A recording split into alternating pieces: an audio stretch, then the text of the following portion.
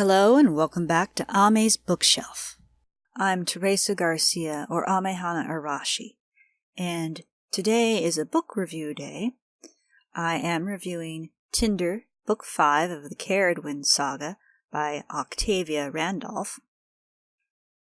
I am giving it a 5-star rating because I found no mistakes. It was very enjoyable. It flowed very smoothly. It kept pulling me back to it.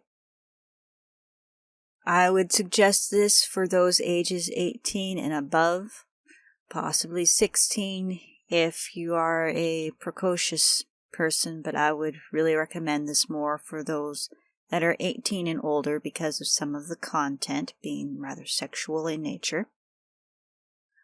Once again, we were transported back to the age of the Vikings. In this book, the tale follows Tindr, who is the deaf son of the woman that Ceridwen and Sidrock would ultimately befriend after their kidnapping and attempt to protect their respective families from the political fallout and war that would have ensued had Ceridwen gone back to her then husband. So it's really an interesting book because it is starting out in a completely different point in the world and following Tindr up to when he meets up with Ceridwen and Sidrock, and then beyond that. So it is, in that sense, extremely different from the other stories thus far in this saga, and also different because of how Tindr is different in not having a voice of his own and having to speak with his hands. Tindr lives close to the forest with sincere dedication to the Lady of the Forest, who blesses him for her devotion.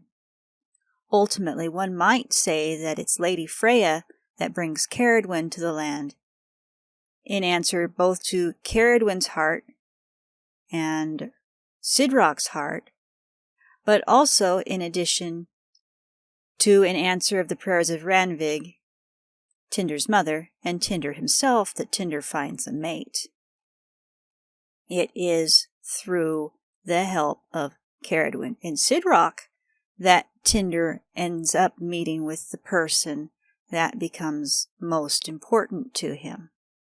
I was extremely impressed with how Tindr's experience of the world was handled.